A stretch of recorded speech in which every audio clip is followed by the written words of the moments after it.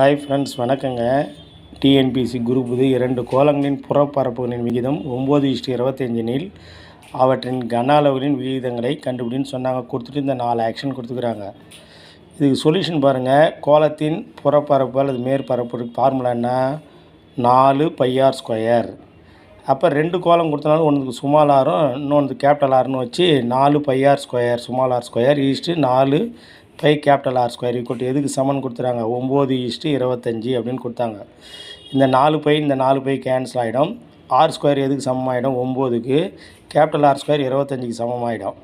அப்போ r² 9னா ஆறுன்னு எவ்வளோ வரும்? 3 ரூட் எடுத்தால். அதே மாதிரி கேபிட்டல் ஆருக்கு 25னா ரூட்டில் 6 எடுத்தால் எவ்வளோ வருது? வெறும் 6 5 வருது. அப்போ நமக்கு ஸ்மால் ஆர் கேபிட்டல் ஆர் தெரிஞ்சு 2 கோளங்களின் கன அளவுகளின் விகிதம் formula 4/3 πr³ is to 4/3 pi capital R cube.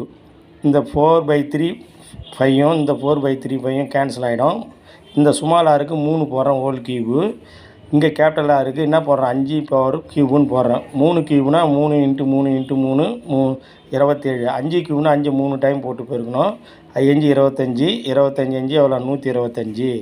அப்போ 27:125 தான் நமக்கு தேவையான ஆன்சர். அது நமக்கு ஆக்ஷனில் எங்கே வருது பாருங்கள்? 27:125 பி ஆக்ஷனில் வருது. இதான் நமக்கு தேவையான ஆன்சர். இப்படி தெரிந்தால் சப்ஸ்கிரைப் பண்ணுங்கள். நான் வைக்கிற வீடியோ தொடர்ந்து வந்து கொண்டே இருக்கும். நன்றி, வணக்கம்.